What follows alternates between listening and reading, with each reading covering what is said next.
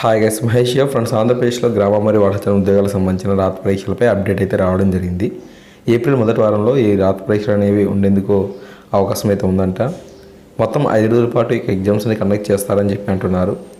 అయితే ఇక్కడ మనకు స్థానిక సంస్థలకు సంబంధించిన నోటిఫికేషన్ కూడా రాబోతుంది. ఈ ఎన్నికలు కూడా ఏప్రిల్ మొదటి వారంలో ఉండేందుకు అవకాశం అయితే ఉందంట. సో అదే కనుక జరిగినట్లయితే ఈ సచివాలయ రాత పరీక్షలు అనేవి మరికొన్ని రోజుల పాటు వాయిదా పడతాయని చెప్పి కూడా తెలుపుతున్నారు. ఓకేనా.